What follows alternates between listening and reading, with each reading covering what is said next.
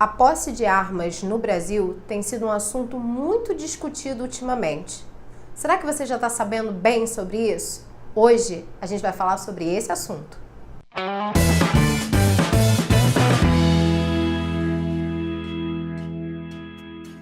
Alô bonitão, alô bonitona, sou eu mesmo, o professor Lúcio Brandão, o seu professor de Geografia aqui do Agora de Certo. Seja muito bem-vindo, deixa o seu like, esse like é muito importante pra gente e já se inscreve no canal se você não for inscrito, claro, né? É muito importante você estar envolvido nisso para que os nossos estudos sejam cada vez mais completos, né? Além de todas as nossas redes sociais que você pode seguir com certeza, tá bom? Nosso tema de hoje é a flexibilização da posse de armas no Brasil.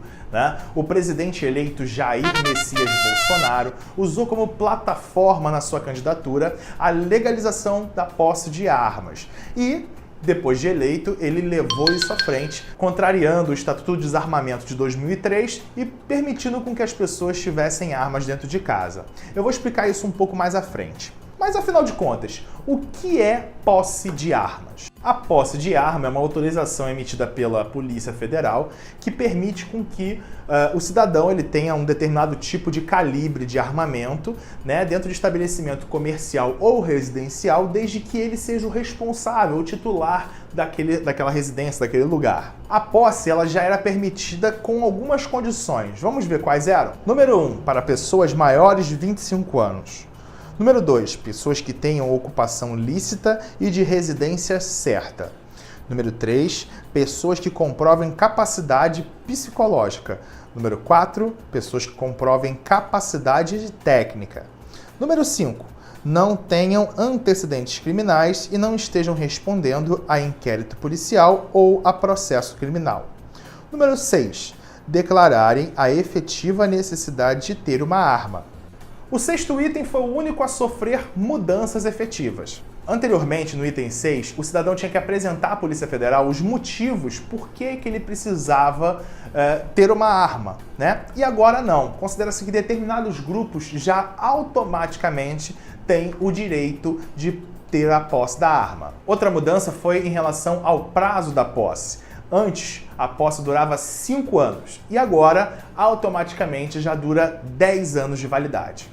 Com base na efervescência desse assunto, nós fizemos algumas pesquisas sobre ele, né? Mas como os dados brasileiros ainda são muito incipientes, muito poucos, nós nos baseamos nos dados estadunidenses. A legislação estadunidense com relação à posse de armas é mais flexível do que a brasileira, né?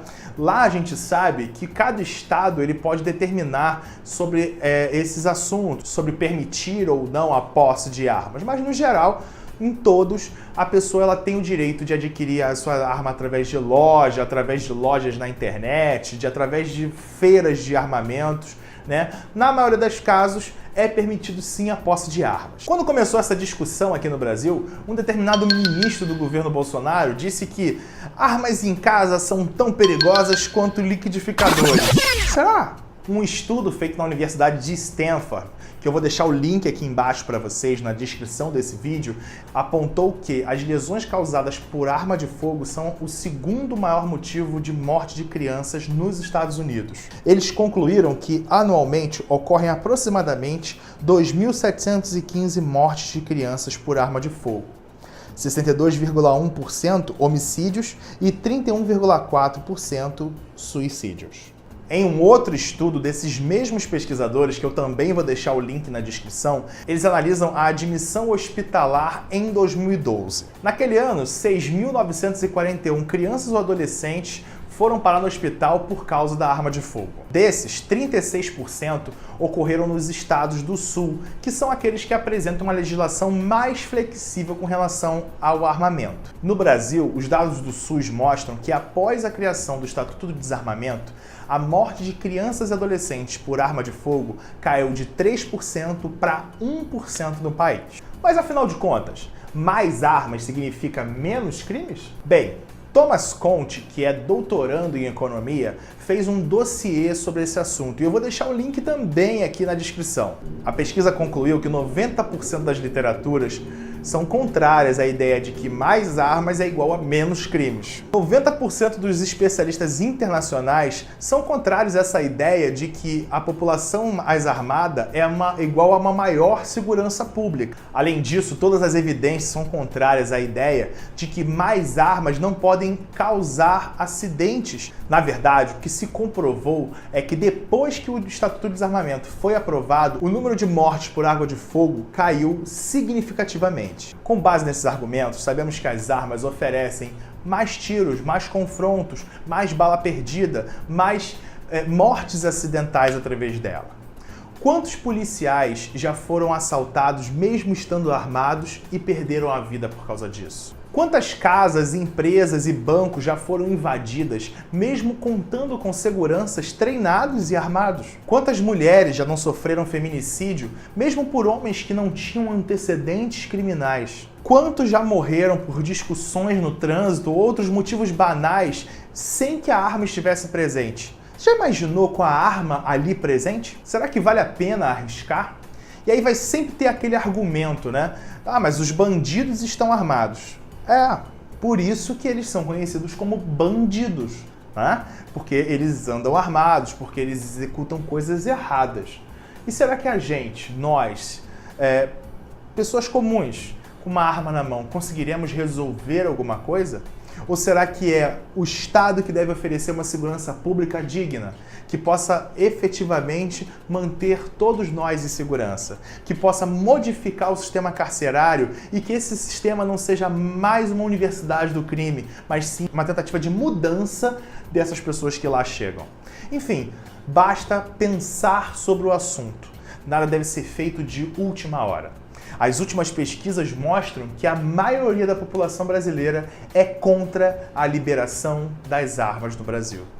Não deveria ser a população a escolher se é a favor ou contra as armas? Vamos pensar sobre esse assunto? E para te ajudar a construir uma redação baseada nessas ideias, eu vou chamar a professora Sabrina Oliveira. Tchau, tchau, forte abraço. Fala, queridinho, tudo na paz? Olha quem voltou para encher o seu coraçãozinho de quê? De muito amor. Eu mesma, professora Sabrina Oliveira, uma das suas professoras de redação aqui do Agora Disserte. Então hoje a gente vai aproveitar todas as informações levantadas pelo professor Lúcio para poder montar a nossa redação nota 1000 sobre a flexibilização da posse de armas no Brasil. E como já é de costume, como nós já estamos habituados, nós vamos começar com a nossa tempestade de ideias.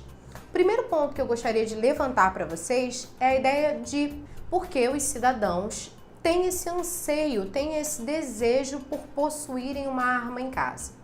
Isso está muito relacionado à ideia de que a segurança pública não é eficiente. Como assim? Se eu acredito que o Estado não é capaz ou não é suficiente de gerir a minha segurança, a segurança da minha família, é natural, é plausível que eu queira ter uma arma em casa para me defender. Isso não quer dizer necessariamente que seja uma boa justificativa, mas isso a gente vai deixar um pouquinho mais para frente.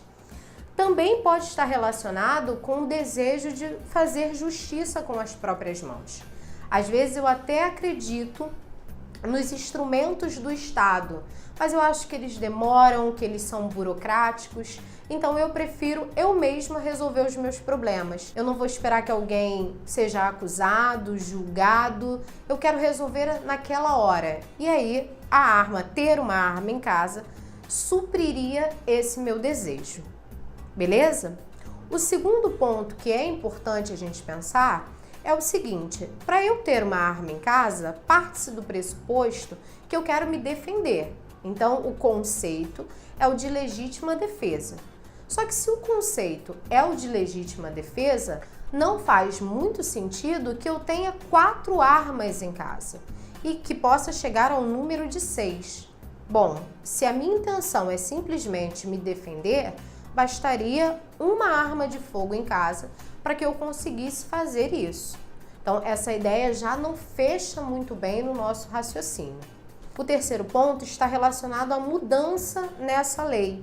Como agora a gente não precisa mais comprovar a efetiva necessidade de ter uma arma de fogo e os testes psicológicos também são falhos, não são ainda os ideais, a gente pode ter sérios problemas. Isso pode facilitar a aquisição de armas de fogo por pessoas mal intencionadas ou até mesmo por pessoas que estão passando por momentos difíceis como depressão, pessoas que são potenciais suicidas. E aí, se eu não comprovo, se meus testes psicológicos não são os ideais, o que me garante que só as pessoas habilitadas e bem intencionadas terão uma arma em casa. O quarto ponto que é importante a gente ter em mente é o prazo. Com a mudança da lei, o prazo é de 10 anos para renovação. Isso coloca em xeque uma série de questões. Primeiro, o fato de que pode ser que daqui a 10 anos, eu que hoje fui julgada habilitada para ter uma arma, não tenha mais a mesma capacidade técnica, nem a mesma capacidade psicológica. Muita coisa pode ter acontecido nesse meio tempo. E além disso, num prazo de 10 anos, eu posso inclusive não estar mais aqui. Posso ter ido conversar com São Pedro. E aí, nas mãos de quem vai ficar essa arma? De um herdeiro? De um parente? Pode estar nas mãos de alguém que não tem sequer a indicação para ter a posse de armas. Esse é um problema muito sério, que vai me levar ao quinto ponto. Essas armas que são legalizadas hoje podem amanhã parar na mão de criminosos. Porque o meu herdeiro, por exemplo, a pessoa que ficou com a minha arma, pode vender, ou até mesmo num assalto na minha casa, essa arma pode ser levada, pode ser repassada, vendida, e nada me garante que a pessoa que vai tê-la, que vai comprá-la, seja uma pessoa bem intencionada, certo? E o sexto ponto, que é um ponto muito importante, é a ideia de que ter uma arma em casa aumenta o número de ferimentos e mortes acidentais. A maioria das famílias brasileiras tem pelo menos uma criança em casa, um adolescente. E a gente sabe que a gente não pode garantir, por mais que a gente esconda a arma, que a gente ache que ela está num lugar secreto, as crianças acham tudo em casa, os adolescentes acham, pessoas não habilitadas podem encontrar. E de repente, numa brincadeira ou numa curiosidade, acabarem se ferindo outros, ou a gente ter até um caso fatal dentro de casa. Então, pensando nesses 6 pontos, eu montei a nossa tese, que ficou a seguinte: embora sejam plausíveis as motivações para a flexibilização da posse de armas no Brasil, essa mudança tem mais contras do que prós. Por que eu estou dizendo que são plausíveis as motivações? Porque lá no meu primeiro ponto eu mostrei o que é que faz um cidadão comum querer ter uma arma na sua casa. Mas nos outros 5 pontos eu mostrei que eu tenho mais problemas do que benefícios. Então você pode escolher 2 desses pontos que você achar mais fortes para fazer a sua argumentação. E aí eu teria um texto com 3 argumentos. O primeiro em que necessariamente eu explique quais são as razões e os outros 2 com os contras que eu achar mais relevantes. Mas como a gente já sabe, a gente sempre monta uma redação aqui padrão Enem, porque ela funciona para o UERJ e funciona para a maioria dos concursos. E no padrão Enem é obrigatória a minha proposta de intervenção. Dessa vez eu trouxe para vocês apenas 2 propostas. A primeira é a de que é essencial que, no mínimo, o número de armas por lar brasileiro seja revisto. Por que eu não estou pedindo agora que essa lei caia? Porque ela acabou de ser aprovada. Então eu tenho que trabalhar com a realidade com que eu tenho agora. Então, o que eu posso fazer nesse momento? Eu posso pedir pelo menos a redução dessas 4 armas. Se a posse é inevitável nesse momento, que cada família tenha apenas uma arma, já que o conceito, o princípio é o de legítima defesa. Cabe lembrar disso. Mas isso é uma medida conjuntural, é algo para resolver a minha situação agora. A longo prazo, é preciso investir em segurança pública efetiva, porque isso vai na raiz do meu problema, vai lá sanar o meu desejo. Porque se o Estado ele cumpre a sua função de me proteger, eu não sinto mais a necessidade. Então, tem que gerir melhor os investimentos em torno de segurança pública, inclusive com a valorização dos nossos agentes da Polícia Militar, da Polícia Civil e todos os outros braços da lei. Certo?